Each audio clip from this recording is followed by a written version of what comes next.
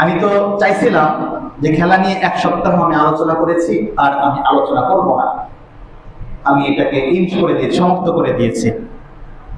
কিন্তু আমি দেখলাম যে বাহিরের দেশের খেলা হয়, অথচ আমার দেশে মানুষ খুন হয়। কথা বলেন ঠিক কিনা?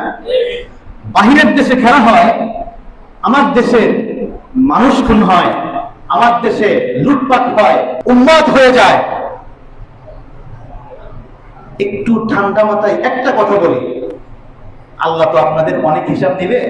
ধরেন নামাজের হিসাব নিবে, প্রত্যেকটা আরকান হিসাব নিবে। আমি একটা কথা আপনাদেরকে বলি, আল্লাহ যদি বলে বান্দা তোমার কোনো হিসাব দিতে হবে না, তুমি ওই যে আর্জেন্টিনা ব্রাজিলের ম্যাচে তুমি যেই পরিমাণ উন্মাদনা করেছিলা, তুমি যেই পরিমাণ আবেগ ছেড়েছিলা,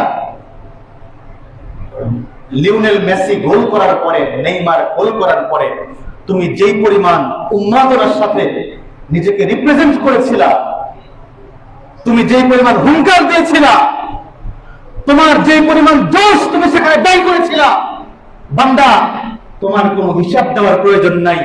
তোমার ভাই বোনেরা যখন ফিলিস্তিনের মধ্যে রক্তাক্ত হয়েছিল, তোমার ভাই বোনেরা যখন কাশ্মীরে মার খেয়েছিল, যখন দিল্লিতে মুসলমানদেরকে নামাজ পড়তে বাধা দেওয়া হয়েছিল, দিল্লির মসজিদে মসজিদে যখন আজান বন্ধ করে দেওয়া হয়েছিল, তখন তোমার ভিতর থেকে কি এই হুঙ্কারটা আসছিল, আমার বান্দা এই হিসাবটা আমাকে দাও, তুমি জান্নাতে চলে যাও?